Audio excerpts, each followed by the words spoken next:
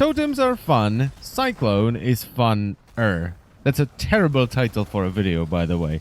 So for those of you who caught my almost 4-hour Path of Exile stream, you know that I've decided to bench my witch because the build I was going for didn't turn out the way I wanted it to. The reason I like minion monsters, and also the reason why I build my witch as a minion monster, or a necromancer in this case, is because I like moving around, I like mobility, and in pretty much all games you will see me just shuffle around all the time. I am constantly moving, I don't like standing still. Even if I don't have to move anywhere, I can just stand still and do my damage, I will constantly shimmy around. And minion builds are awesome for that, because you have minions doing your damage, so you yourself can either, debuff the enemies or buff your minions and constantly run around. Which, with the witch, hurdy-durdy, was the case until I've picked up Summon Raging Spirits and realized how incredibly powerful they are.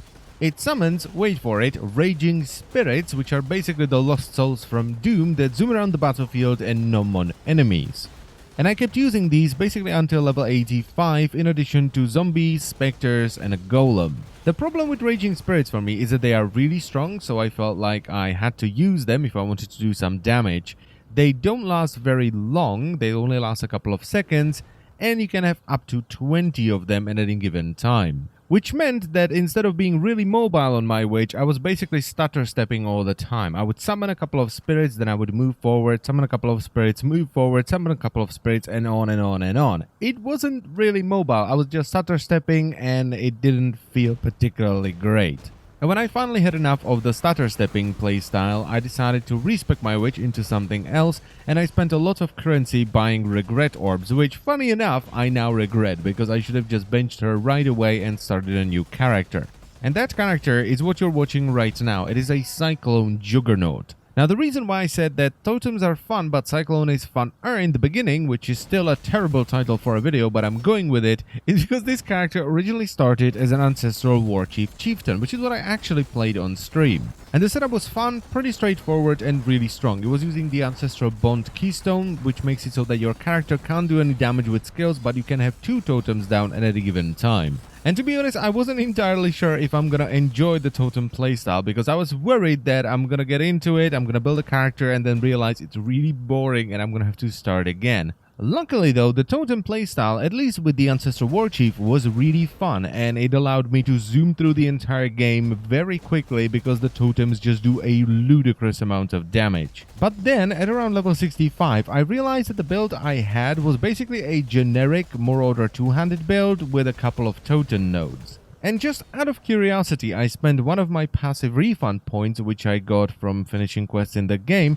to remove the Ancestral Bond Keystone, and I slotted in Cyclone instead of the Ancestral Warchief. And all it took was one tier 1 map for me to go, holy shit, this is awesome, blow all my regret orbs that I had left from my witch, and go full on Cyclone mode. I think I should have tried this build a lot sooner, especially since I used to have a Whirlwind Barbarian in Diablo 2, and I remember it being a ton of fun. I mean, it's basically the same character. Leap Slam is Leap Attack, and Cyclone is Whirlwind. Now, I am building this character more defensively than perhaps other people would like. I'm focusing on Endurance Charges, which reduce your damage taken and increase your resistances. I have a buttload of Leech, and I'm also a Juggernaut, so I can use the Endurance Charges to buff my damage. And that's mostly because every now and then I can be a big thicky bobo and get hit by things that I probably shouldn't get hit by. But it's just what I like to do. I build tanky characters in basically every game, and it's buttload of fun, especially here because I can just charge into a group of enemies and start cycloning around. The damage isn't the best at the moment, but it is enough to do like tier 8 and 9 maps, which is what I used to do on my witch, so I basically got the character up to my witch's level in like 3 or 4 days, which is pretty cool.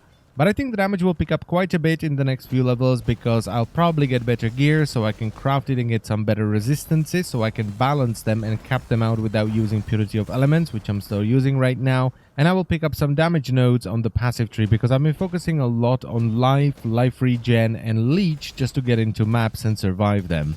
Now, as far as the build itself is concerned, I'm just gonna link the build I'm basing this on in the description. I don't have enough knowledge to really explain why you should pick up this node over that node, and I think the build you will find in the description explains it far better. And that's pretty much it for the video. So I'm playing a different character now, and while totems are fun, Cyclone is indeed fun-er. I should have chose a different title. Now, I'm still not sure if I want to do more Path of Exile videos, so if you've enjoyed this one, please let me know in the comment section down below so I know I can make them without annoying you guys too much.